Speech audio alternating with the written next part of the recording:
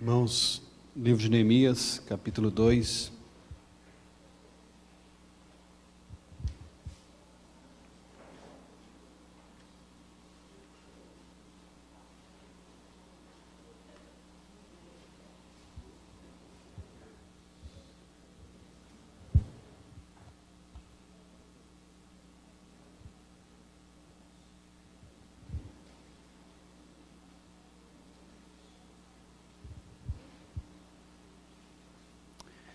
Versículo 10.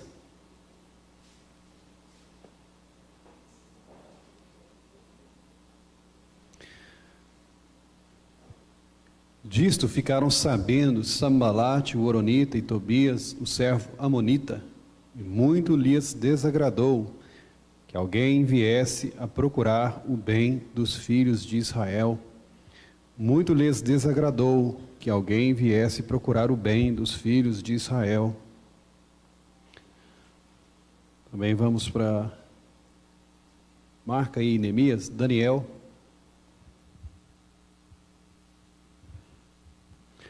Daniel capítulo 12.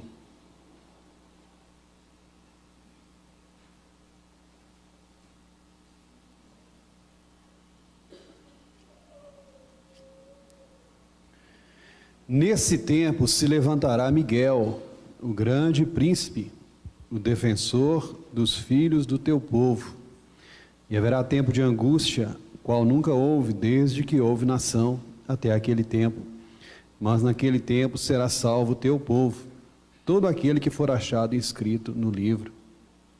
Diz-nos aqui em Daniel que Miguel, sabemos que ele é o arcanjo, ele é defensor, ele busca os interesses dos filhos de Israel, filhos do teu povo, o povo de Daniel, Israel.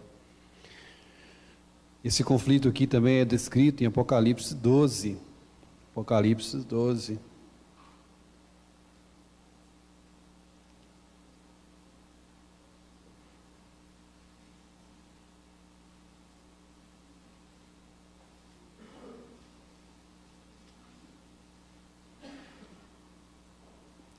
Viu-se grande sinal no céu, a saber, uma mulher vestida do sol, com a lua debaixo dos pés e uma coroa de 12 estrelas na cabeça, que achando-se grávida, grita com as dores de parto, sofrendo tormentos para dar à luz.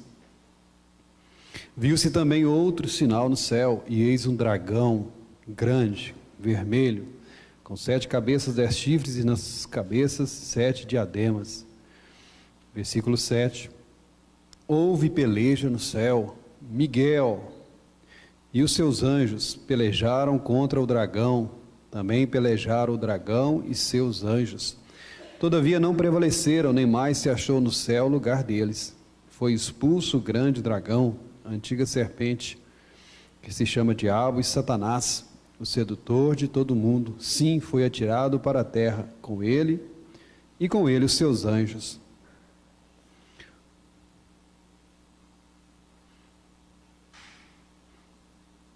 Isso. Os irmãos voltam em 1 Pedro, capítulo 5, versículo 8.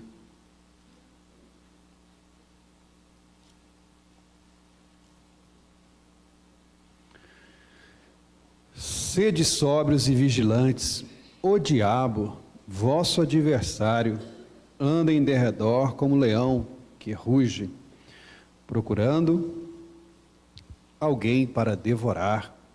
Resisti-lhe firmes na fé, certos de que sofrimentos iguais aos vossos estão se cumprindo na vossa irmandade espalhada pelo mundo.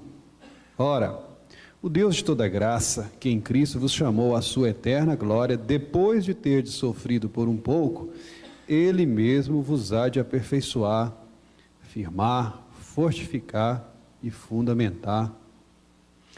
O diabo, vosso adversário, procura alguém para devorar, resistir-lhes. E Efésios, capítulo 6, quando nos é dito sobre a armadura, Efésios 6, 10, quanto ao mais sede fortalecidos no Senhor e na força do seu poder, revestivos de toda a armadura de Deus, para poderdes ficar firmes contra as ciladas do diabo. Porque a nossa luta não é contra o sangue e a carne, sim contra os principados e potestades, contra os dominadores deste mundo tenebroso, contra as forças espirituais do mal, nas regiões celestes. Por isso tomai toda a armadura de Deus, para que possais resistir no dia mau, e depois de terdes vencido tudo, permanecer inabaláveis. Amém. Irmãos, então, de uma forma didática, para os irmãos gravarem, nós vamos tratar as 5 sessões baseadas na palavra muros. Quando nós lembramos de Neemias, nós lembramos de muros, aquele que reedificou os muros. Então, me foi dado 5 sessões. Para não falar de 13 capítulos, um capítulo por sessão, então, 5 sessões, nós vamos então entrar nesses tópicos. Com a letra M, nós falamos sobre mandado. Deus levanta um servo para, segundo o seu mandado, mobilizar o remanescente para a obra de Deus, apesar dos inimigos. Então, na primeira sessão, nós falamos sobre o mandado. A obra da restauração é feita segundo a palavra de Deus, segundo o mandamento de Deus, segundo os mandados. Nós passamos, então, por esse assunto, na primeira vez. No segundo, Deus vai se utilizar de um vaso útil, de um utensílio útil, para despertar o remanescente. Deus se utiliza de Esdras, se utilizou de Neemias, vasos que se colocaram nas mãos de Deus. Deus vai se utilizar desses vasos para despertar o remanescente, letra R, nós vimos na última sessão. Agora, hoje nós vamos falar da oposição. Haverá oposição, haverá inimizade. Sempre que há obra de restauração na Bíblia, há aqueles contrários. Na primeira leva, com Zorobabel, para restaurar o altar, nós vemos Reum, lá em Esdras 4, se levantando contra o servo do Senhor, contra o povo de Deus. Na exortação de Ageu e Zacarias, para que voltassem à obra, Tatenai, governador da além do Eufrates, se levanta contra. Já quando Esdras se dispõe a restaurar o povo de Israel, restaurar as alianças fiéis, Jonatas e Jazeias, em Esdras 10, 15, se levantam contra. Agora aqui, nesse quarto mover de restauração, Sambalate, Tobias e Gesem, o arábio, se levantam contra. Então vamos voltar para Neemias. Quando Sambalá ficam sabendo da presença da vinda de Neemias para fazer algo por Israel, diz-nos a palavra que lhes desagradou em muito. E você vai continuar a leitura, dizem que eles vão ficar extremamente enfurecidos, irados. Isso é uma manifestação, irmãos, de Satanás, o dragão vermelho, a grande serpente. Satanás, na verdade, é o grande opositor, inimigo da obra de Deus, e vai se utilizar desses vasos humanos, desses homens, para se colocarem em oposição contra aquela obra de restauração. Diz-nos aqui que Sambalate era horonita, da região de Moabe. Tobias era amonita, servo amonita. Amon e Moabe, na história de Israel, se colocaram sempre como seus adversários, grandes inimigos da obra de Deus em Israel. Mas quem são os amonitas e os moabitas? Vamos à sua origem, em Gênesis capítulo 19. Gênesis 19, nós veremos aí a origem de Sambalate e de Tobias, a origem dos moabitas e dos amonitas. Gênesis 19, versículo 29.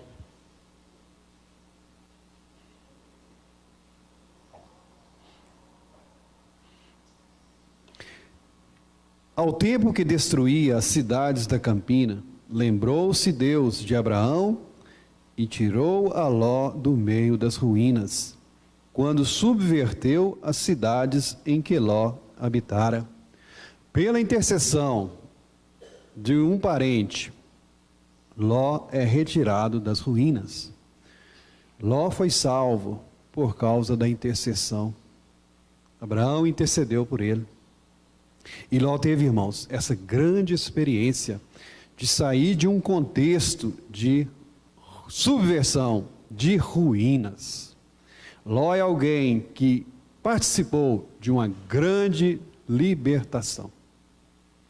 Ló teve uma grande experiência espiritual, até mesmo recebeu visitação de anjos. Então esse homem tem alguma experiência. Esse homem recebeu de fato algo de Deus. Ninguém pode negar. Ló tem algo de Deus? Sim, participou de algo de Deus. O próprio Pedro fala que ele era justo. Agora versículo 30. Subiu Ló de Zoar e habitou no monte, ele e suas 2 filhas, porque receavam permanecer em Zoar, e habitou numa caverna, e com ele as 2 filhas. Então eis aí um homem que teve uma experiência grande com o Senhor, mas infelizmente ele se isola. Um homem que se isola com sua família. Tem algo de Deus? Tem algo de Deus. Receberam uma grande visitação de Deus? Receberam uma grande visitação de Deus, mas se isolaram. Ló se isola, habita numa caverna, ele e suas 2 filhas.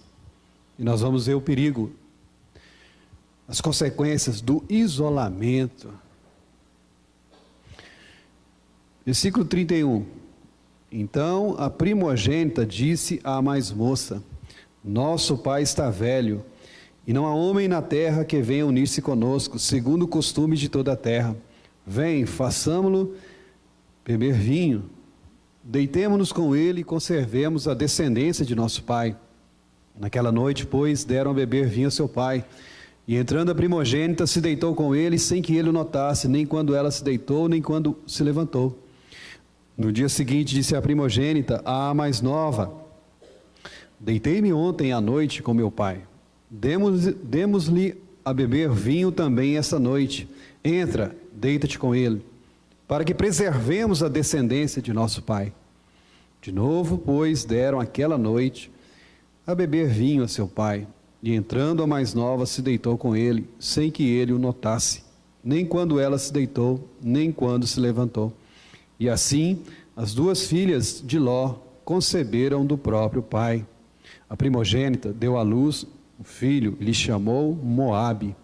É o pai dos moabitas, até o dia de hoje. A mais nova também deu à luz um filho e lhe chamou Ben-Ami. É o pai dos filhos de Amon, até o dia de hoje. Então nós vemos aí a origem dos inimigos de Deus na obra de restauração de Neemias. A origem dos amonitas e moabitas. Homens que nasceram de incesto, né? De uma relação das filhas com o próprio pai. As filhas se isolam. E nós podemos aplicar isso aqui, irmãos, à história. A história da igreja. A história de grandes homens, de homens que tiveram experiência com Deus de fato, ninguém pode negar. Mas que se isolaram, se consideraram os únicos, entraram no exclusivismo, às vezes se manifestavam mesmo como Elias: ficamos só. Meu bem, só eu, você e nossas filhas, não tem mais ninguém nessa terra. Ninguém teve esse entendimento espiritual que nós tivemos. Eles não vão nos entender. Tiveram experiência, mas se isolaram, foram pelo caminho do exclusivismo, e olha o que acontece. Versículo 31, a primogênita, ou seja, a mais velha, nós podemos comparar a tradição. A mais velha diz para a mais nova: nosso pai está velho e não há homem na terra que venha unir-se conosco. Como assim? Vocês são os únicos? Você supõe que vocês são os únicos detentores Não tem ninguém, nenhum homem na terra para se unir com vocês?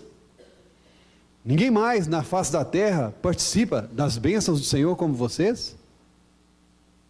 Vocês são detentores? Não há ninguém na terra que venha unir-se conosco. Não é verdade, irmãos? E a parentela? E a irmandade? Abraão diz para Ló, somos parentes.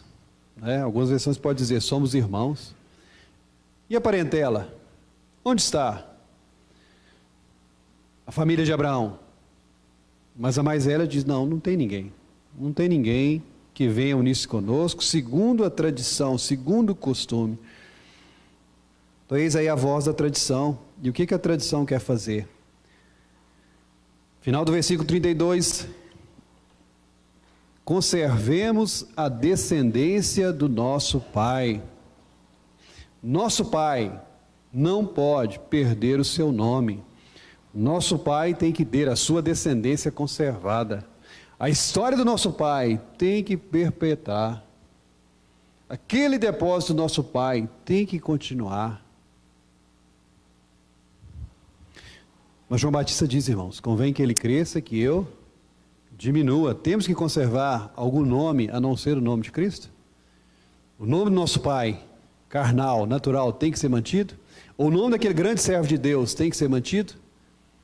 Vamos manter o nome de Lutero. Amém, Lutero foi muito usado por Deus.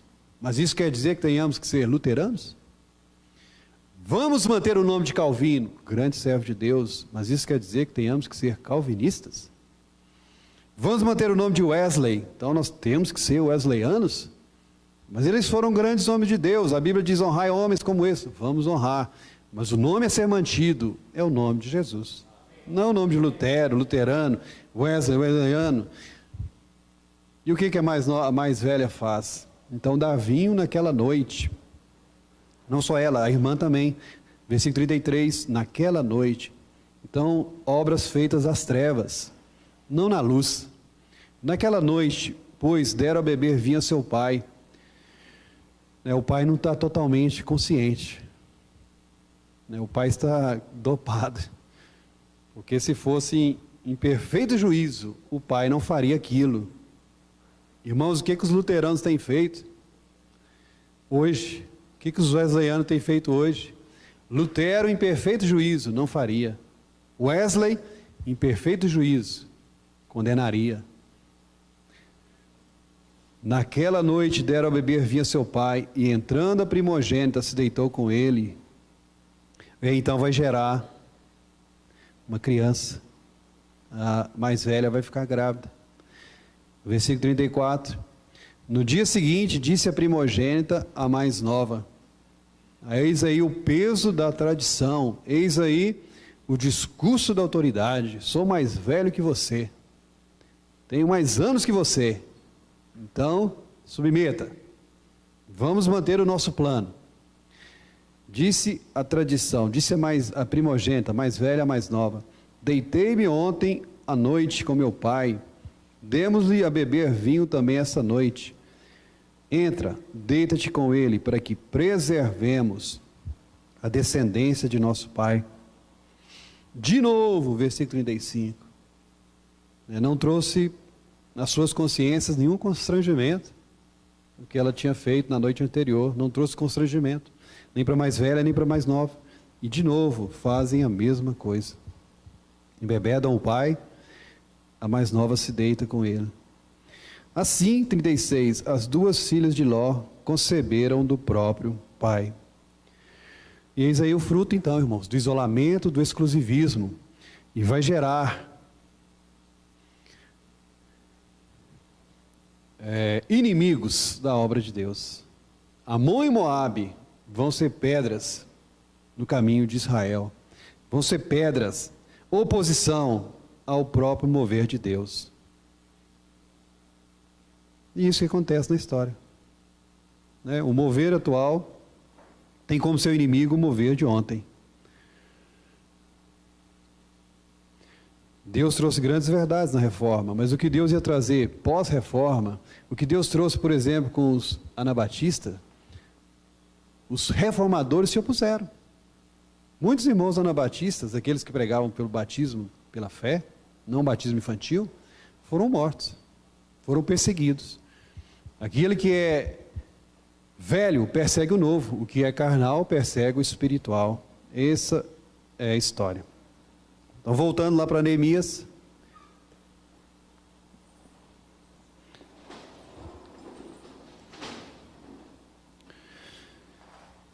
Nós vamos ver as táticas da antiga serpente, do Satanás, do diabo, se utilizando de Sambalat, de Tobias, de Gesem, dos inimigos de Israel, as táticas para se opor, impedir a obra de Deus, impedir a restauração dos muros. Capítulo 4.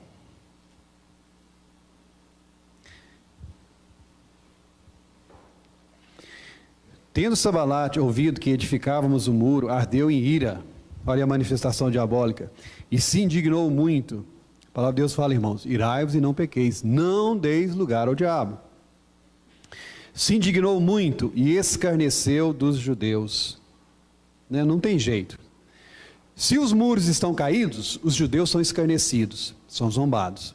Se os muros são levantados, os judeus são escarnecidos, são zombados. Então tem como você satisfazer o inimigo? Tem como você querer uma boa opinião do inimigo acerca da sua vida? Não, irmão, não espere isso não. Se você está caído, ele zomba de você. Se você se levanta, ele zomba de você. Então aqui eles estão zombando e escarnecendo os judeus. Versículo 2. Então falou na presença de seus irmãos e do exército de Samaria e disse: que fazem estes fracos judeus? Permite-se-lhes isso? Sacrificarão, darão cabo da obra no só dia? Renascerão acaso dos montões de pó as pedras que foram queimadas?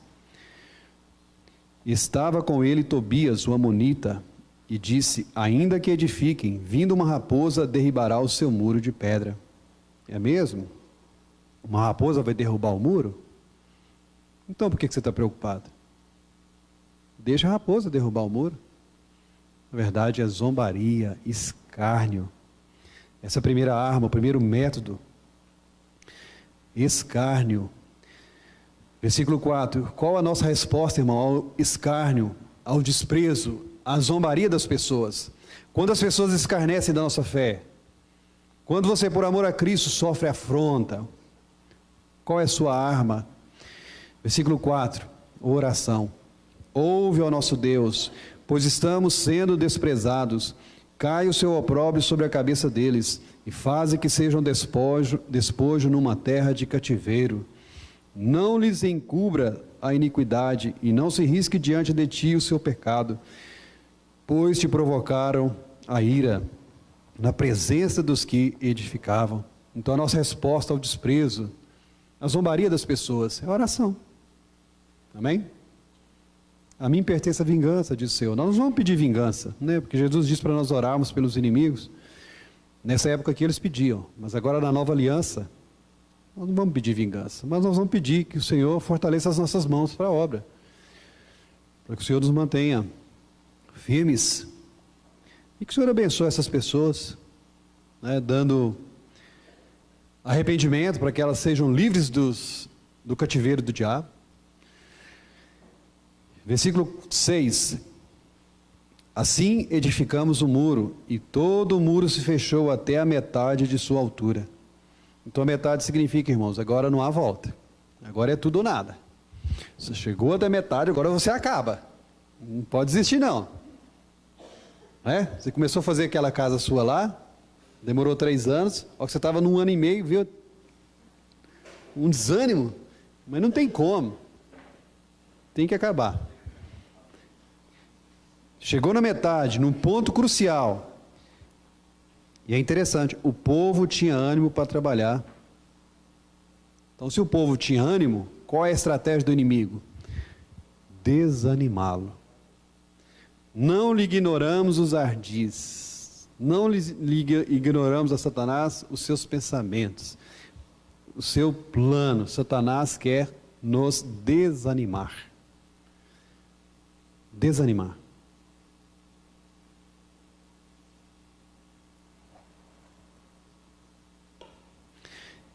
7. Mas ouvindo Sambalate e Tobia, os arábios, os amonitas, os asdoditas, que a reparação dos muros de Jerusalém ia avante, e que já se começavam a fechar-lhe as brechas, ficaram sobremodo irados. Você pode ver até o dragão espumando, o leão rugindo, furioso. Agora não é só mais alguns homens se levantando, mas é uma grande confederação. Agora é amonitas, moabitas, arábios, asdoditas se reunindo contra Jerusalém. Versículo 8. Ajuntaram-se todos de comum acordo. Entre eles não há acordo, mas para combater Israel, eles se unem. Para combater a obra do Senhor, os asdoditas se veem de mão dadas com os amonitas. Não tem problema. Mas é para atacar a obra do Senhor. Fariseus e saduceus não se dão, mas se é para crucificar Jesus, eles se unem. Os inimigos do Senhor se unem. Ajuntaram-se todos de comum acordo para virem atacar Jerusalém e suscitar confusão ali. Então o primeiro passo é causar desânimo através da intimidação. Quer intimidar os judeus. Versículo 9. Qual a nossa resposta à intimidação? Porém, nós oramos ao nosso Deus e, como proteção, pusemos guarda contra eles de dia e de noite. A nossa resposta à intimidação dos homens é a palavra do Senhor: vigiai e orai. Orai e vigiai. Se o Senhor não vigiar a cidade, em vão vigia a sentinela. Você ora, mas você também vigia. Ora e vigia. Ora e vigia. Neemias pôs guarda contra eles de dia e de noite. Então eles já estão precavidos. Os judeus estão precavidos. Aqui vêm os inimigos. Versículo 10. Outro fator de desânimo. Então disse Judá: já desfaleceram as forças dos carregadores, e os escombros são muitos, de maneira que não podemos edificar o muro. Incredulidade. Essa afirmação de Judá é verdadeira? Já desfaleceram as forças dos carregadores? Pode ser. Os carregadores estavam bastante cansados. Pode ser verdade. Os escombros são muitos? Os escombros são muitos, irmãos? A obra de restauração é muito escombro. Nós deixamos o sistema religioso, deixamos Babilônia, vamos para edificar em nome do Senhor. É muito escombro. Mesmo na nossa vida. Os escombros são muitos? É verdade, são muitos. Não podemos edificar o muro. É verdade? É verdade isso? É mentira. É falso. Tinham edificado o muro até a metade. E essa obra de edificação foi algo que Deus pôs no coração de Neemias. Era algo de Deus. Neemias relatou a boa mão de Deus. Neemias relatou o que o rei tinha beneficiado Neemias. Neemias tinha as ordens do rei. Neemias recebeu material para fazer aquela edificação. Mas eis aqui, por obra de incredulidade, uma mentira, uma falsidade, não podemos edificar um muro. Mentira. Aí nós ouvimos a pregação do irmão, aí depois da pregação nós dissemos: é difícil. É difícil. Essa história de comunhão, disso, daquilo, isso é muito pesado. Não podemos. Não, irmão, não é verdade. Podemos. A palavra do Senhor é para ser cumprida. Uai, qual é o propósito da palavra do Senhor? A minha palavra não voltará vazia, mas dará o fruto para o qual ela foi enviada. O Senhor diz: eu edificarei a minha igreja, não será edificada? Podemos. Não podemos edificar um muro. Não é verdade. Judá está em incredulidade. Jamais aconteça, irmãos, haver em qualquer de vocês perverso coração de incredulidade que te afaste de Deus. E nós podemos suspeitar, porque havia incredulidade da parte de Judá, irmãos. Olhem mais para frente aí, por favor. Capítulo 6, 18.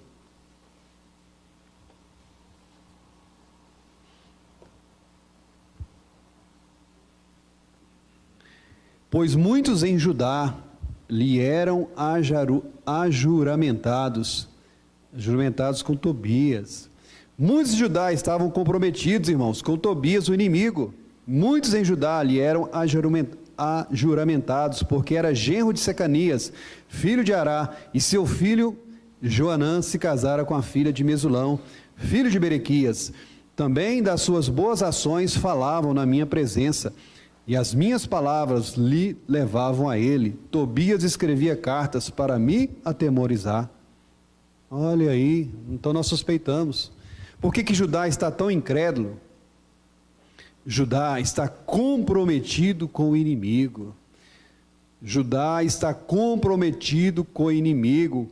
Qual é o conceito que Judá tem acerca de Tobias? Ele é boa pessoa. Tobias é legal. Mas Tobias é o traidor, Tobias é o inimigo. Mas Judá considera bom. A aliança de Judá com Tobias não era vista com maus olhos. Era permitida, era até apreciada. O nome Tobias significa Jeová é bom, Deus é bom, Deus é bom. E os de Judá, ajuramentados, aliançados, dão esse testemunho mentiroso de incredulidade, sendo usado pelo inimigo para desanimar os edificadores. Não podemos edificar o muro. 4:10. Mentira. Aqueles que deveriam estar à frente, Judá é a tribo do governo, a tribo guerreira. Judá deveria estar à frente, animando seus irmãos, mas está desanimando, pois ele é comprometido com o inimigo. Não deis lugar ao diabo. Não ameis o mundo.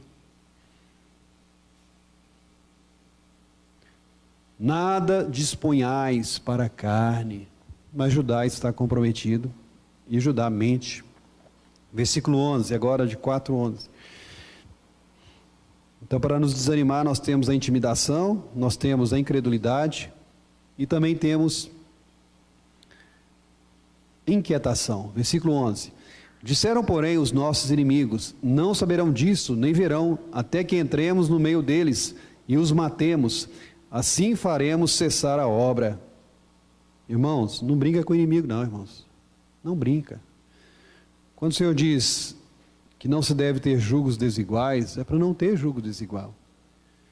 Não se deve brincar com o inimigo, ele vai te levar à morte, e vai trazer morte para você. A intenção de Tobias, aquele bonzinho, aquele camarada legal, é matar. Entrar, infiltrar e nos matar. Entraremos no meio deles e os mataremos. E faremos parar a obra. Essa é a intenção do inimigo. Agora olha o versículo 12. Quando os judeus que habitavam na vizinhança deles 10 vezes nos disseram: de todos os lugares onde moram, subirão contra nós. Estão trazendo-nos inquietação.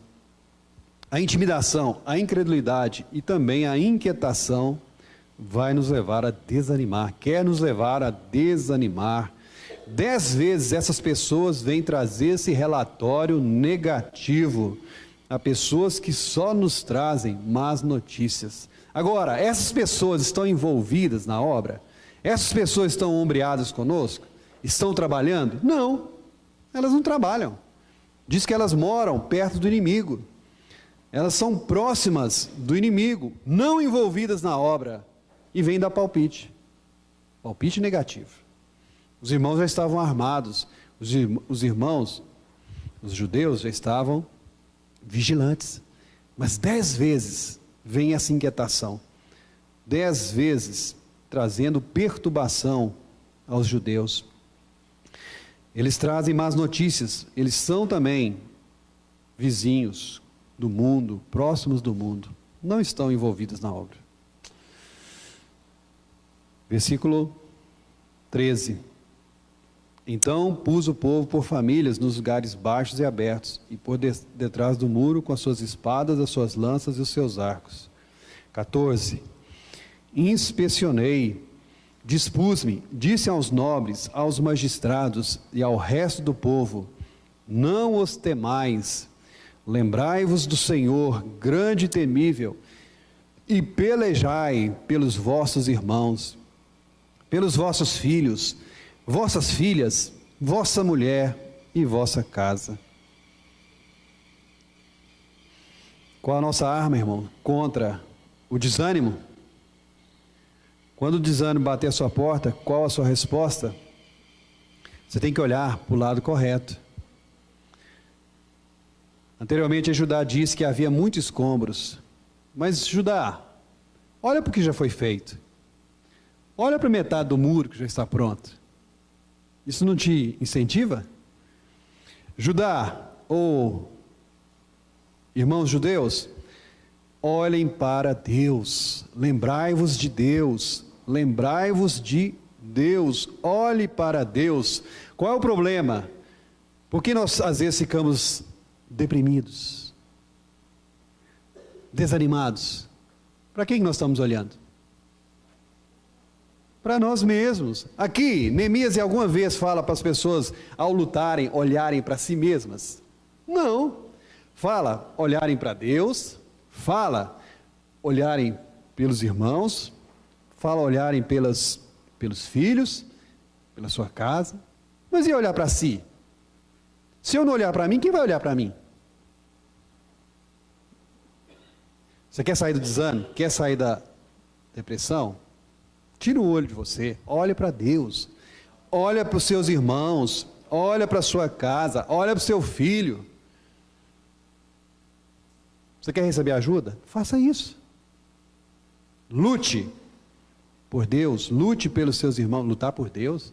Sim, lutar pela casa de Deus. Lembre-se de Deus, grande e temível. E Deus repreende Elias e diz: Elias, o que você está fazendo aqui? Elias, o que você está fazendo aqui nessa caverna? O que você está fazendo aí nessa depressão? Sai daí. Lembre-se de Deus, grande e temível. Pelejai. Cruza os braços? Não. Pelejai. Mas não é meu, somente meu, todo o trabalho? E o teu trabalho é descansar em mim? Sim, irmão, você vai descansar nele, mas você vai lutar. Você vai guerrear. Não é? Você vai guerrear, você vai pelejar, lutar pelos seus irmãos. Amém? Luta pelos seus irmãos. Ninguém tem maior amor do que este, dar a vida pelos seus amigos. Dê a vida pelos seus amigos, dê a vida pelos seus irmãos.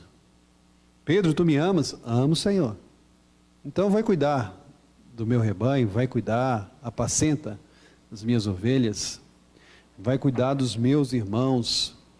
Jesus se identifica com seus irmãos. Saulo, Saulo, por que me persegues?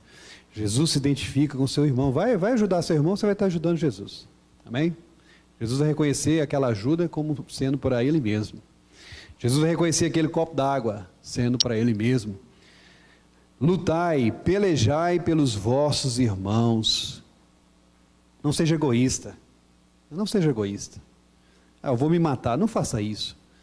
Lembre, você tem filho, você tem irmão, você tem marido, você tem mulher. Lute por eles. Lute por eles. Lute pela sua casa.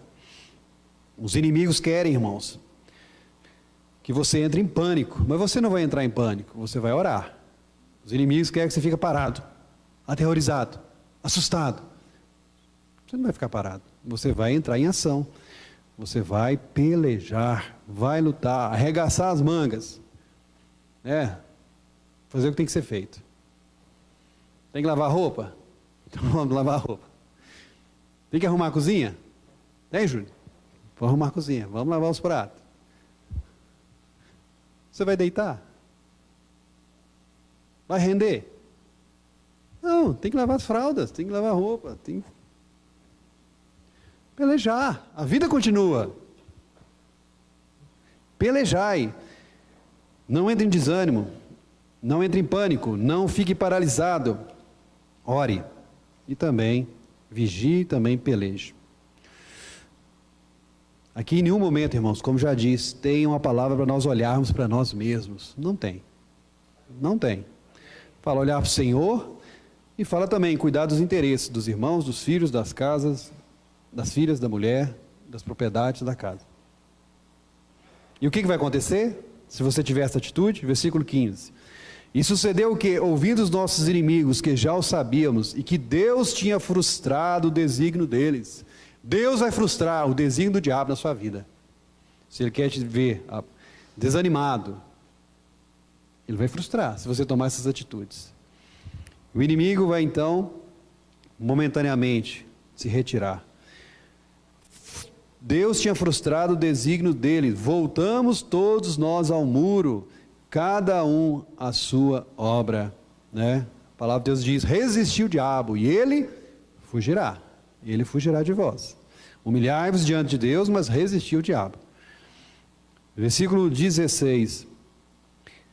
Daquele dia em diante, metade dos meus moços trabalhava na obra e outra metade empunhava as lanças, escudos e arcos e couraças, e os chefes estavam por detrás de toda a casa de Judá. Daquele dia em diante, irmãos, embora os inimigos tenham dado um descanso, a guerra não acabou. O muro ainda não está pronto. Até que a obra se complete, haverá essa batalha. Deus em breve esmagará debaixo dos vossos pés a Satanás. Mas isso se cumpriu? Não. Nós vemos Apocalipse 12. Lá que vai se cumprir. Lá que vai iniciar o descenso de Satanás para a terra. E depois da terra ele vai ser lançado no abismo. Do abismo ele vai ser retirado depois dos 1000 anos. Depois dos 1000 anos vai ser lançado no lago de fogo. Mas a guerra ainda está. Nós estamos ainda no estado de guerra. Então Neemias, desde daquele dia, ele não descansou. Metade dos seus moços trabalhava na obra, metade vigiava. Então não deu descanso. Versículo 17. Os carregadores que por si mesmos tomavam as cargas, cada um com uma das mãos fazia a obra e com a outra segurava a arma. Os edificadores, cada um trazia sua espada à cinta. Assim edificavam. O que tocava a trombeta estava junto de mim. O que tocava a trombeta estava junto de mim. Neemias agora vai antever um perigo. Neemias vê o perigo no isolamento. Ele vai fazer algo. Ele vai usar de estratégia. O que o isolamento pode provocar e qual seria a solução? Então ele diz aí, versículo 19: Disse eu aos nobres, aos magistrados e ao resto do povo: grande e extensa é a obra. Nós estamos no muro, muito separados, longe uns dos outros. No lugar em que ouvirdes o som da trombeta, para ali acorrei a ter conosco. O nosso Deus pelejará por nós. Então esse isolamento pode trazer um ponto fraco, é um ponto fraco. Como é que nós podemos nos precaver? Deveria haver, irmãos, deslocamento ao som da trombeta. Mas qualquer um tocava a trombeta? Eles estavam então no muro muito separados. Se ouvisse o som da trombeta, qualquer um tocaria a trombeta? Não. Quem tocaria a trombeta? O moço. Aí diz no versículo, o moço, aquela pessoa, versículo 18, parte final. O que tocava a trombeta estava junto de mim. Quem tocava a trombeta? Chamando para ajuda, para o socorro, para o auxílio. Aquele que estava junto a Neemias. De alguma forma, Neemias é a figura, irmãos, do Espírito Santo. Neemias, o nome diz, consolações de Jeová. O Espírito Santo é o Consolador. O Espírito Santo é outro Consolador. O Espírito Santo foi nos enviado. E ele está aí para nos conduzir a toda a verdade. Junto a Neemias havia então um tocador de trombeta. Nós podemos dizer isso a palavra profética, uma profecia. Quando então houvesse aquele toque, todos deveriam se juntar. Estamos muitos isolados no muro. Assim também na história, né? Há vários e vários grupos de irmãos unidos nessa restauração, mas são muito separados, muito longe. E às vezes é o problema, irmãos. A trombeta tem sido tocada. Mas será que eu aceito? Será que eu ouço? Será que eu me submeto ao toque da trombeta? Neemias mandou lá tocar a trombeta. O Espírito Santo está falando. Será que eu me submeto? Vamos lá, Paços de Minas, vamos socorrer. Não, deixa esses irmãos para lá, esses problemáticos. Ou não, não aceito. Isso é voz estranha. Isso vai contra as doutrinas patentes. Eis o perigo. Estamos separados, mas quando ouvir o toque da trombeta, devemos correr, nos ajuntar. A palavra de Deus, então, Apocalipse várias vezes diz: ouça o que o Espírito diz às igrejas. O Espírito está dizendo, irmão, o Espírito diz. O problema é o orgulho espiritual. Somos orgulhosos e consideramos que aquilo não é falar de Deus. E Deus está falando. E você diz, não, não é bem assim não. A trombeta aqui toca diferente. Haverá então a concentração para um esforço combinado. Então Neemias precaveu. Neemias precaveu o problema que o isolamento pode ter. As igrejas são independentes? São independentes. A palavra de Deus diz, ouça o que o Espírito diz às igrejas. A cada igreja o Senhor Jesus endereçou uma palavra segundo uma necessidade específica. Mas uma igreja não pode desprezar o que ele está dizendo para a outra. Não deve desprezar. Ouça o que o Espírito diz às igrejas. Versículo 20. No lugar em que ouvides o som da trombeta, para ali acorrei a ter conosco. O nosso Deus pelejará por nós. Nosso Deus pelejará por nós. Maravilha. Como eu disse na sessão anterior, Deus está envolvido na edificação. Deus está envolvido na guerra. Nós edificamos, Deus edifica também. Deus está edificando. Nós pelejamos, Deus pelejará por nós. 21. Assim trabalhávamos na obra, e a metade empunhava as lanças desde o raiar do dia até o sair das estrelas. Também nesse mesmo tempo, disse eu ao povo: cada um com seu moço fique em Jerusalém, para que de noite nos sirvam de guarda e de dia trabalhem. Irmãos, não há descanso, irmãos.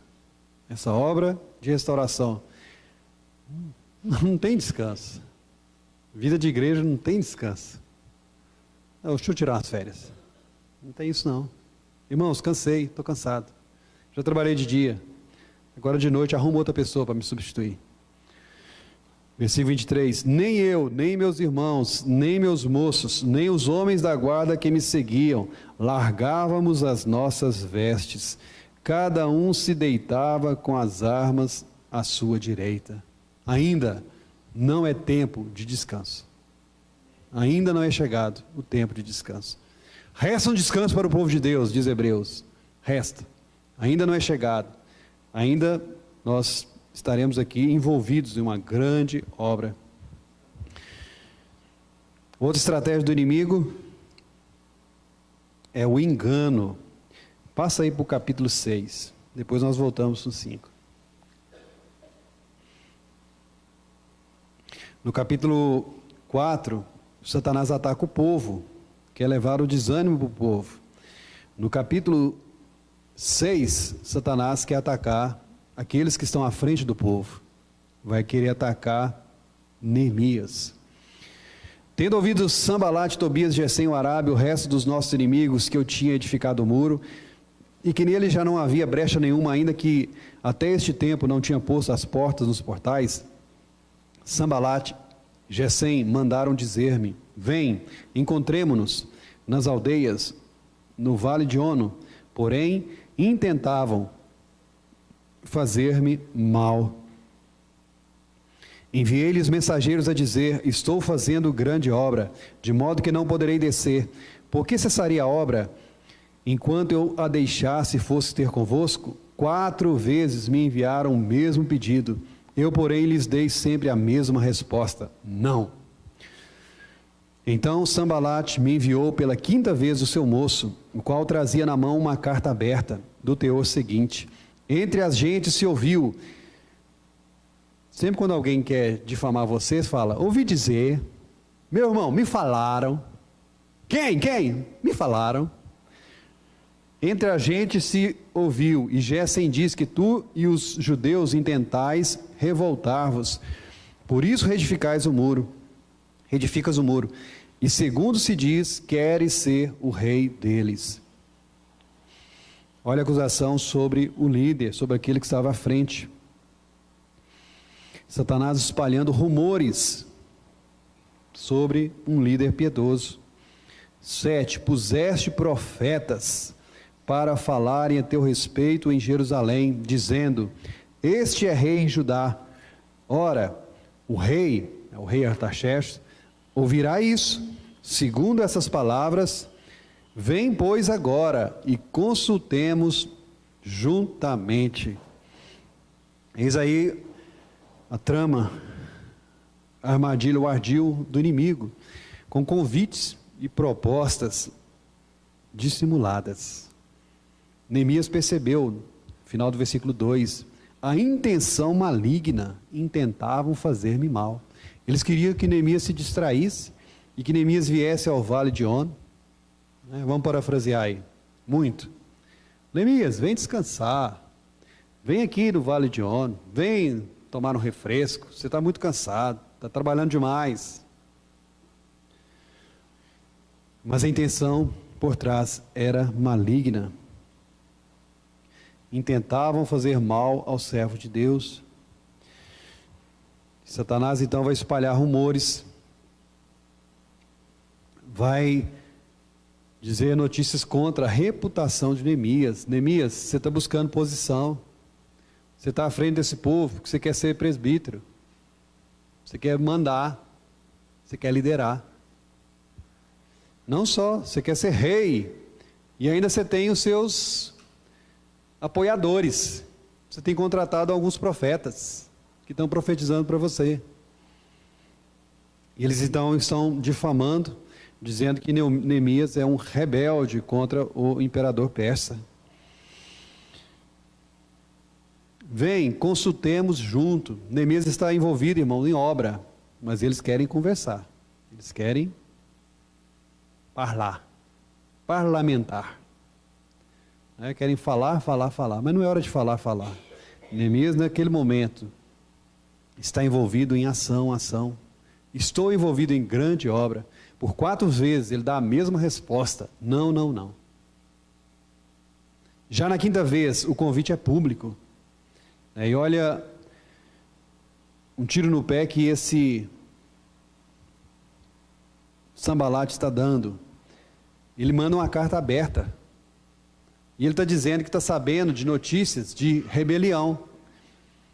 Mas se ele está sabendo de notícias de rebelião, por que o imperador ainda não ficou sabendo? Ele está dando um tiro no pé.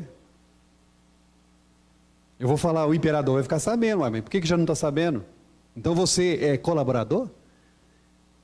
Sanbalat, você está colaborando com os rebeldes? Você está dando tempo, está dando oportunidade dos rebeldes se armarem? Por que você não contou para o imperador?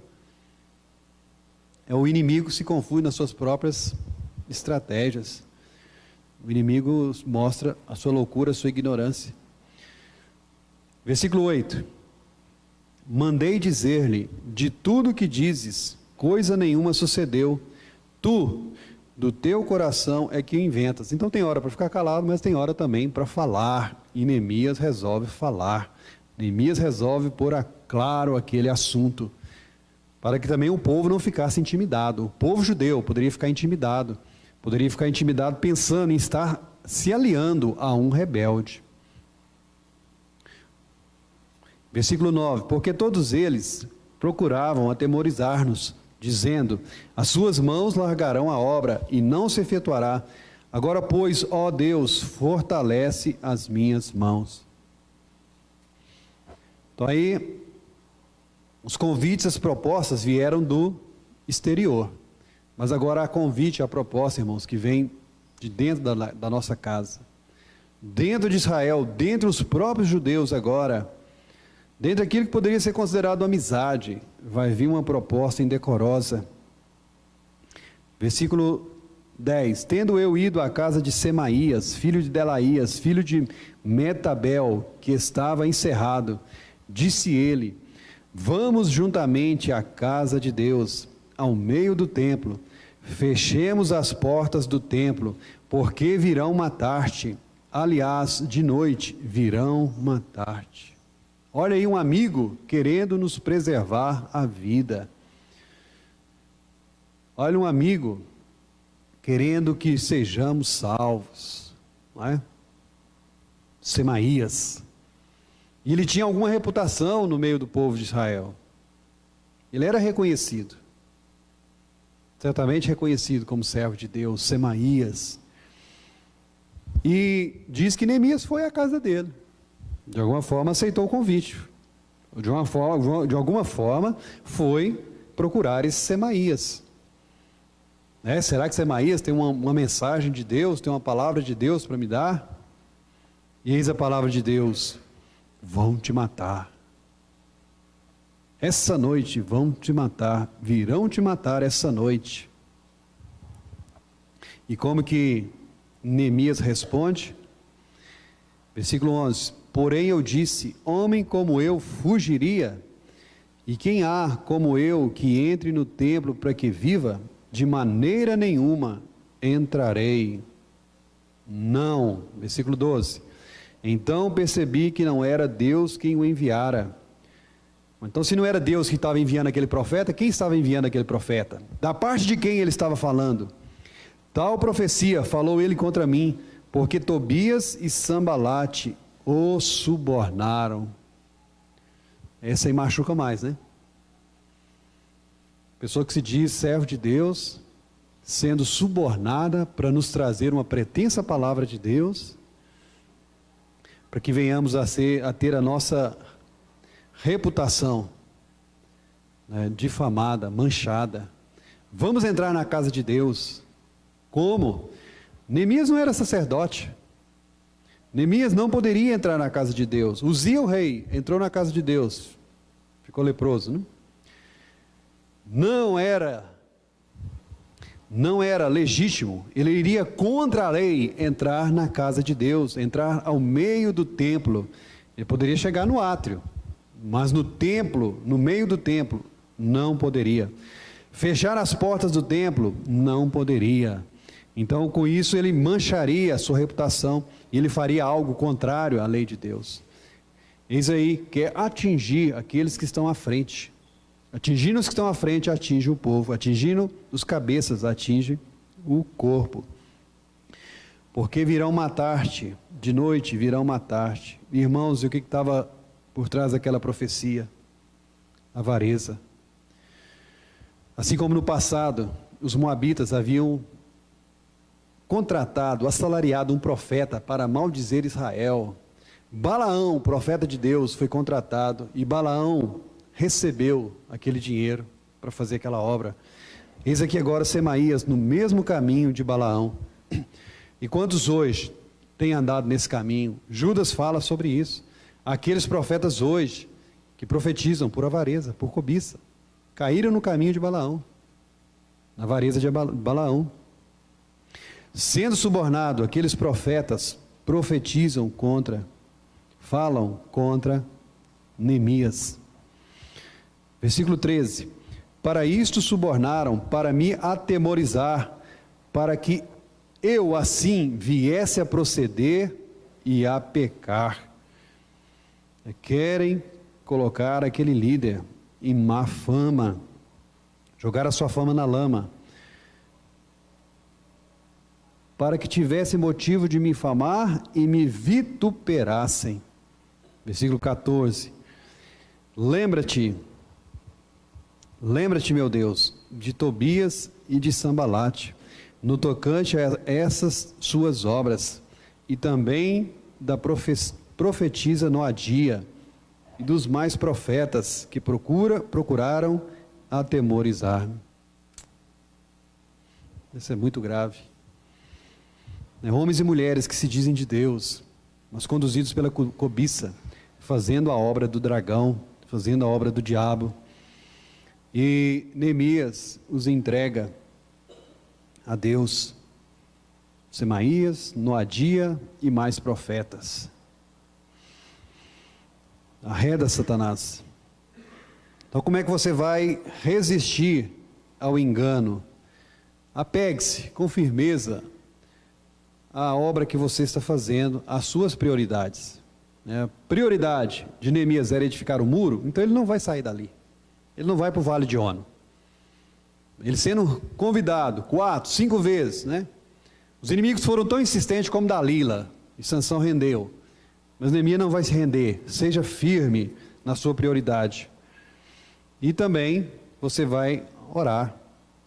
Versículo 14, ele está orando.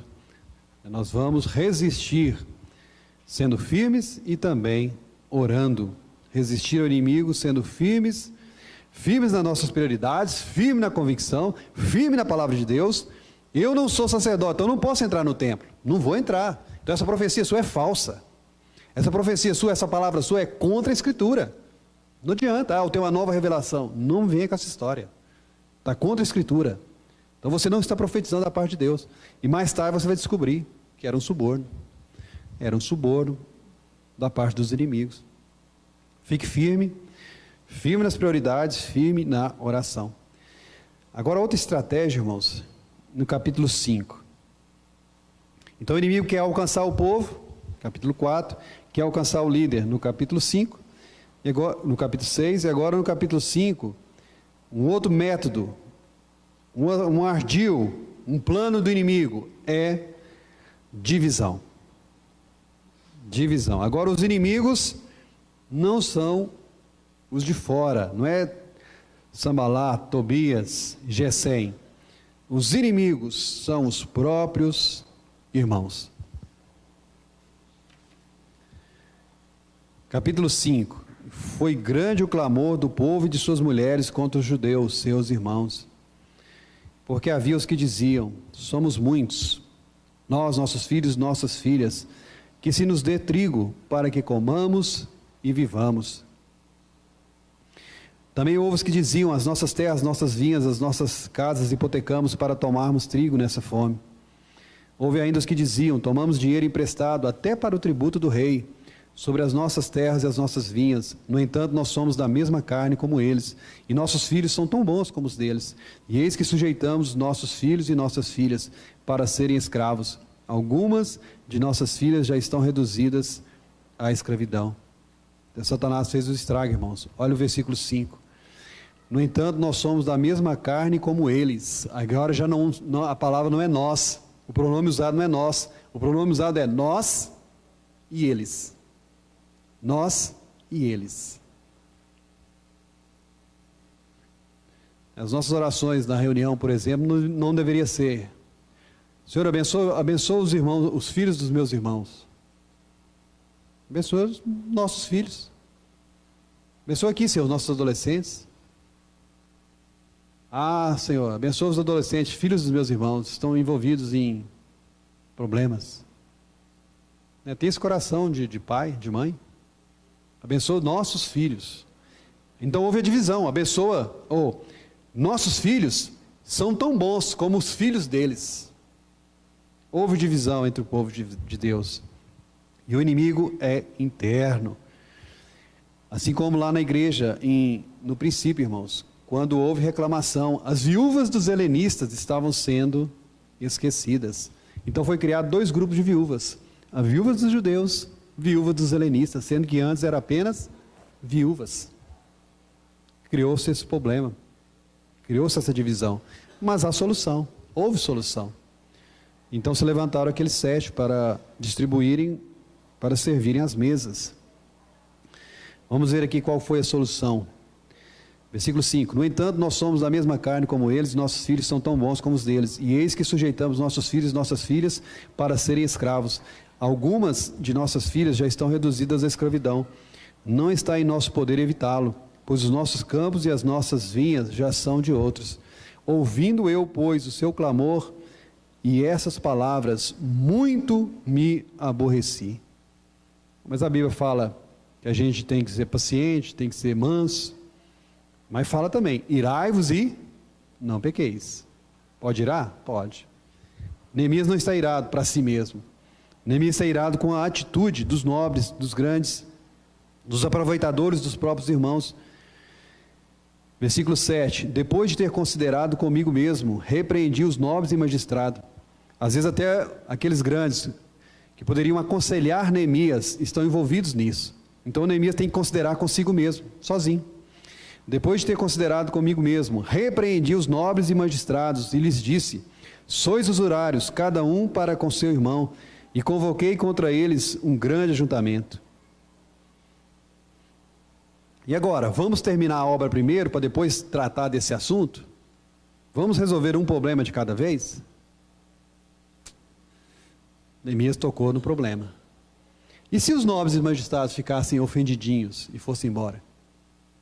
Neemias teria maior problema para terminar a obra. Mas ele vai resolver aquele problema naquela hora. Chama então os nobres e os magistrados e diz: sois usurários, cada um para com seu irmão, e convoquei contra eles um grande ajuntamento. De que lado Neemias estava? Do povo sofredor ou do povo que perpetrava sofrimento? De que lado Neemias estava? De um grupo ou do outro grupo? Nenhum.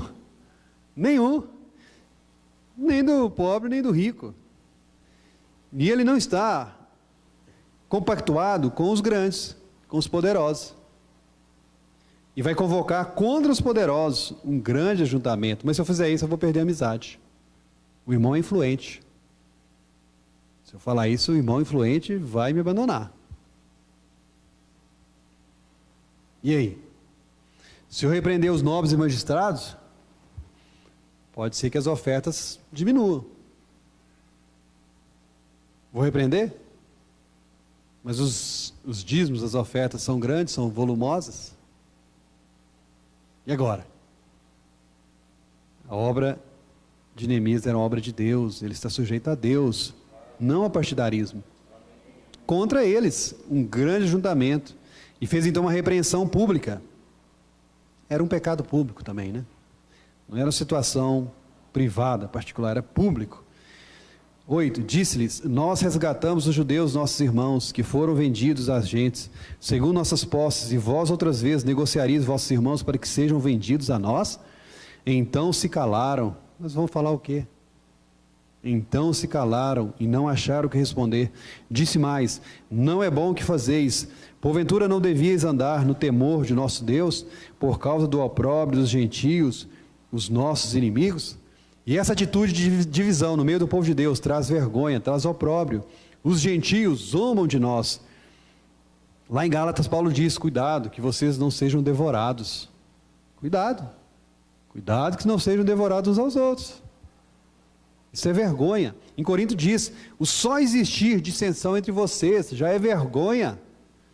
Vocês não têm ninguém aí sábio para resolver essa situação, não? Vocês têm que levar essa situação lá para o juizado? Vocês não podem resolver isso, não? Tá. Mas mesmo tendo essa situação, por que vocês não sofrem injustiça? Por que você não leva o prejuízo? Por que você não sofre o dano? Mas não, você está causando prejuízo. Você está causando dano. Isso contra os próprios irmãos. Irmãos, devemos então andar no temor do nosso Deus. No temor do nosso Deus. As nossas atitudes podem causar vergonha ao nome, ao testemunho do Senhor. É por causa dos judeus, do comportamento dos judeus, o nome de Deus é blasfemado na terra. Diz lá em Romanos. Versículo 10. Também eu, meus irmãos e meus moços, lhe demos dinheiro emprestado e trigo. Demos de mão a esse empréstimo. Quem é você, Neemias, para falar de nós? Neemias então dá o exemplo. Neemias dá o exemplo. Neemias diz aqui que emprestou algum dinheiro, emprestou trigo, agora então não vai cobrar. Abriu mão. Neemias dá o exemplo.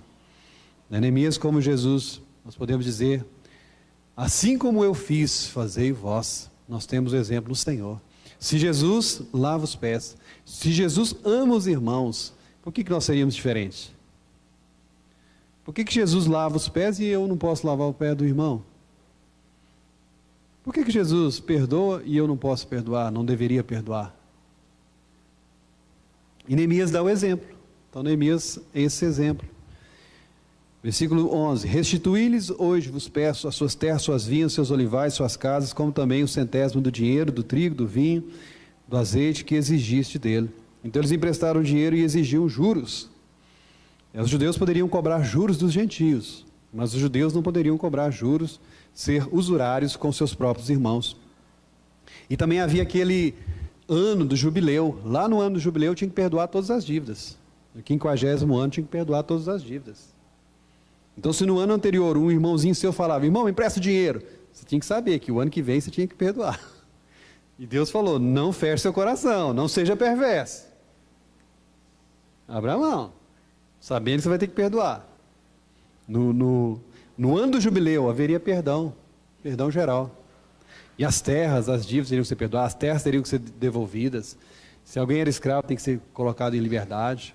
Havia esse ano de jubileu. Versículo 12: então responderam, restituir-lhes-emos e nada lhe pediremos. Faremos assim como dizes. Então chamei o sacerdote e os fiz jurar que fariam segundo prometeram. Neemias não ficava apenas na palavra, irmão. Neemias era um homem de ação. Neemias então vai colocar isso em prática. Eles prometeram? Então, vocês prometeram. Então agora vamos colocar em ordem. Vamos ordenar isso. Versículo 13, também sacudiu o meu regaço e disse, assim faça Deus, sacudas de sua casa e de seu trabalho a todo homem que não cumprir essa promessa, seja sacudido e despojado. Então Neemias lança uma maldição sobre quem não cumprisse. E toda a congregação respondeu, amém, e louvaram o Senhor, e o povo fez segundo a sua promessa. Então aquele motivo de divisão foi sanado, não há mais divisão. Esse assunto foi tratado. Aquela desagregação entre os construtores já não mais existe. Houve renúncia. Foram exortados, foram chamados à atenção, então renunciaram. O egoísmo, irmãos, que traz grande problema na obra do Senhor. O eu. Então agora foi tratado e houve louvor, houve progresso, houve edificação. Versículo 14, também desde o dia em que fui nomeado seu governador na terra de Judá, desde o 20º ano até ao 32º ano do rei Artaxerxes, 12 anos, nem eu nem meus irmãos comemos o pão devido ao governador. Mas os primeiros governadores que foram antes de mim, oprimiram o povo, e lhe tomaram pão e vinho, além de 40 ciclos de prata, até os seus moços dominavam sobre o povo, porém eu assim não fiz, por causa do temor de Deus. É por causa do temor de Deus, e servo de Deus não vai oprimir os seus irmãos, não vai usar até de um direito que tem, abre mão até do direito que tem. Paulo diz, aqueles que são do Evangelho, vivam do Evangelho, mas o próprio Paulo abriu mão disso em Corinto, para dar exemplo. Neemias abre mão do seu direito como governador, para dar exemplo. O povo de Israel, o povo judeu estava em grande dificuldade, até mesmo para pagar os tributos. E ele, para dar exemplo, então abre mão do seu direito. Versículo 16, antes também, na obra deste muro, fiz reparação, e terra nenhuma compramos, e todos os meus moços se juntaram ali para a obra. E ele também deu exemplo, trabalhando. Ele também trabalhou na edificação do muro. Não ficou apenas na vistoria, ele também trabalhou. Ele e seus moços. 17, também 150 homens dos judeus e dos magistrados que vinham a nós, dentre as gentes que estavam ao nosso redor, eram meus hóspedes. O que se preparava para cada dia era um boi e 6 ovelhas escolhidas.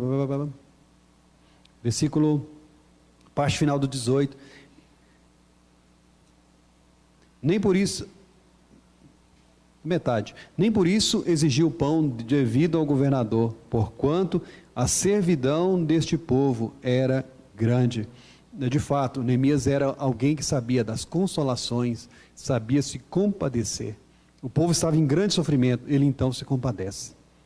Ele tinha direito de exigir a sua manutenção como governador, mas ele abre mão. Porquanto a servidão deste povo era grande. 19. Lembra-te de mim para meu bem, ó meu Deus, de tudo quanto fiz a este povo. Então o inimigo, uma das táticas da oposição é causar-nos, ou avolumar, aumentar também a divisão que a nossa própria carne causa no meio dos irmãos. Mas aí foi sanado. Acabou, irmãos. O muro acabou, versículo 15 do capítulo 6. Acabou-se, pois, o muro aos 25 dias do mês de Elul, em 52 dias. Ponto final do livro de Neemias, perdão. E foram felizes para sempre. O inimigo ficou lá, fora dos muros? Ou não haverá mais investidura? Ataque do inimigo? Neemias perguntou duas coisas, irmãos. Aqueles que o visitaram lá em Suzã. Como é que estão os muros? Como é que estão as pessoas? Versículo 2 do capítulo 1. Como é que estão os judeus que escaparam e que não foram levados para o exílio? E como é que está Jerusalém? Ele fez a pergunta sobre o estado de duas coisas: o estado dos muros da cidade e o estado das pessoas. Os muros foram levantados, mas as pessoas também têm que ser levantadas. Os muros espirituais das pessoas têm que ser levantados. Aí do capítulo 8 em diante, vai ter esse levantar dos muros nas vidas das pessoas, pela ação da palavra de Deus. E os judeus vão se comprometer em fazer muitas coisas, em guardar a lei, em manter a casa de Deus, em guardar o sábado. Prometemos. Mas a carne consegue cumprir a lei de Deus? Neemias verá que a carne para nada aproveita. Então agora vem uma outra estratégia do inimigo: a traição. Traição. Prometeram algo, fizeram aliança, mas traem. Capítulo 13. Capítulo 13. Irmãos, não foram felizes para sempre. O inimigo está aí, às portas, e até mesmo dentro do próprio povo. Naquele dia se leu para o povo no livro da lei de Moisés, achou-se escrito que os amonitas e os moabitas não entrassem jamais na congregação de Deus, porquanto não tinham saído ao encontro dos filhos de Israel com pão e água, antes assalariaram contra eles Balaão para os amaldiçoar. Mas nosso Deus converteu a maldição em bênção. Ouvindo eles o povo esta lei, apartaram de Israel todo o elemento misto. Ora, antes disso, Eliacibe, sacerdote, encarregado da câmara da casa do nosso Deus, se tinha aparentado com Tobias, e fizera para este uma câmara grande, onde dantes se depositavam as ofertas de manjares, o incenso, os utensílios, os dízimos, os cereais, do vinho, do azeite, que se ordenaram para os levitas, cantores e porteiros, como também as contribuições para os sacerdotes. Mas quando isso aconteceu, não estive em Jerusalém, porque no 32º ano de Artaxerxes, rei da Babilônia, eu fora ter com ele, mas ao cabo de certo tempo, pedi licença ao rei e voltei para Jerusalém. Então soube do mal que Eliacibe fizera para beneficiar a Tobias, fazendo-lhe uma câmara nos pátios da casa de Deus. Isso muito me indignou, a tal ponto que atirei todos os móveis da casa de Tobias fora da câmara.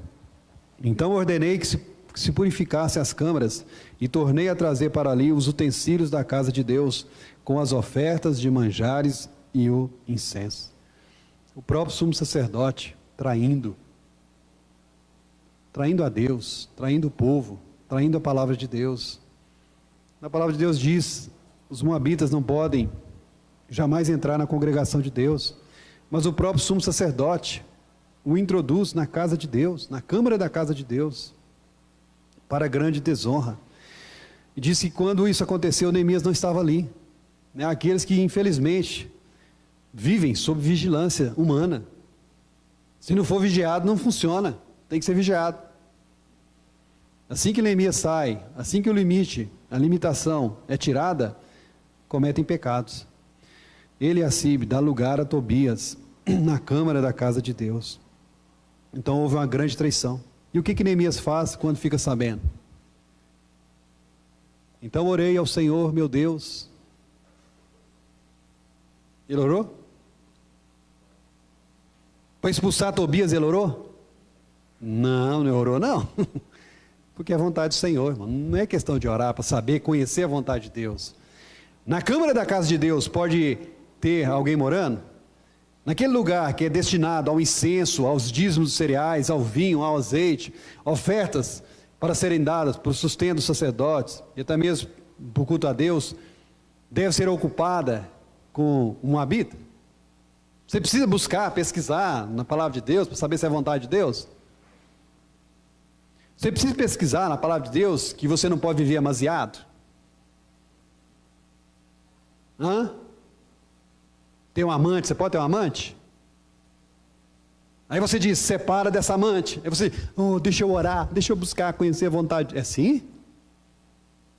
Você vai fazer isso? Você vai ter que fazer oração, jejum, para saber que aquilo que você já sabe, que não pode prostituir? Não, irmãos, você está... Calma. Talvez a minha amante converte. Que história é essa? Aqui ele não orou, não. Quando nós já temos conhecimento da palavra de Deus, da vontade de Deus, tem que agir. Não, deixa eu consultar os maiorais, os poderosos. Nada disso. Quem ele é Eliacibe? Sumo sacerdote. Ele foi contra, sumo sacerdote. Que tinha se aparentado com Tobias.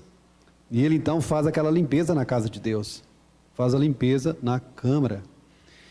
Não queria ver nem o cheiro do Tobias. Joga as coisas do Tobias. Atirei todos os móveis da casa de Tobias para fora da câmara. Nem deu tempo do Tobias procurar um hotel. Não interessa. Onde é que Tobias vai passar a noite, Neemias? Tem isso não. Não tem isso. Não tem essa permissividade. 9. Ordenei que se purificassem as câmaras. Tornei a trazer para ali os utensílios da casa de Deus, com as ofertas de manjares e o incenso. Irmãos, não há garantia, irmãos, que mesmo aqueles que estão à frente do povo de Deus manterão a pureza. Às vezes você vai ter que se levantar pelo Senhor, contra essas atitudes desses que mesmo estão à frente, a testa do povo de Deus, confrontando abertamente a palavra de Deus. Também a traição dos maiorais, versículo 10, também soube que os quiões dos levitas não se lidavam, de maneira que os levitas e os cantores que faziam o serviço tinham fugido, cada um para o seu campo. Então contendi com os magistrados e disse, por que se desamparou a casa de Deus? Então a obra de Neemias não era apenas restaurar os muros para proteger a casa de Deus, era também restaurar os muros para a manutenção, para o serviço. O serviço na casa de Deus deveria ser contínuo. 11. Então contendi com os magistrados e disse, por que se desamparou a casa de Deus? Ajuntei os levitas e os cantores e os restituí a seus postos. Então todo Judá trouxe os dízimos dos cereais, do vinho e do azeite aos depósitos. Essa atitude do sumo sacerdote de colocar Tobias numa câmara, irmãos, pode ter desestimulado o povo a contribuir. Imagina um povo vendo aquela atitude do Eliacibe. Dando lugar na casa de Deus para o Tobias, eles vão ficar desanimados em contribuir. Deixa de contribuir. Mas não só isso, deixaram de contribuir também porque traíram o compromisso, traíram a palavra de Deus. Versículo 13, por tesoureiros dos depósitos, por Selemias, os sacerdotes, Sadoc, o escrivão, e dentre os levitas, Pedaías, como assistente deles, Anã, filho de Zacur, filho de Matanias, porque foram achados fiéis, e lhes encarregou que repartisse as porções para seus irmãos. Então Neemias vai separar homens fiéis para cuidar desse depósito. Há um assunto financeiro na casa de Deus, há um assunto das ofertas, quem vai cuidar disso? Que irmãos nós vamos encarregar para cuidar disso? Qualquer um? Um irmão que tem problema na área financeira vai ser colocado nesse serviço? Qualquer um? Neemias coloca qualquer um para cuidar do depósito? Não pode, irmãos. Não deve. Não vai ser. Não pode ser. Então, ele vai colocar Anã como assistente, vai colocar tesoureiro Selemias, Sadoc, Pedaías, e como assistente, Anã. Homens fiéis, homens achados fiéis. Qualquer um pode ser colocado no presbitério, no diaconato? Não. Primeiramente que sejam irrepreensíveis, fiéis. Tem que ter o testemunho de fidelidade. Mas deixa eu experimentar primeiro. Não. Se você tem um testemunho de fidelidade, depois você seja experimentado. Mas se não tiver, não precisa nem ser experimentado. Tem que ser achado fiel.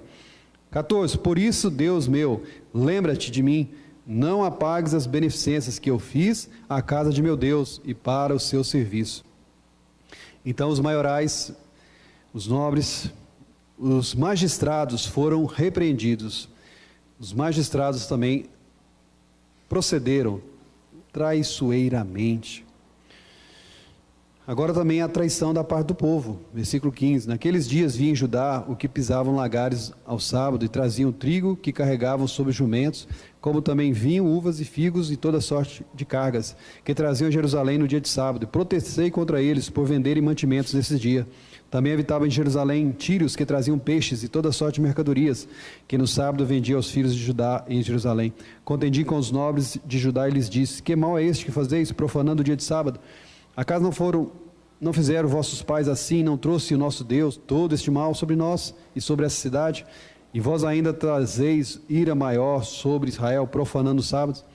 E por causa da profanação do sábado, Deus contabilizou, e Deus lhes deu um castigo de 70 anos de cativeiro. Dando já sombra às portas de Jerusalém antes do sábado, ordenei que se fechassem. Determinei que não se abrissem, senão após o sábado.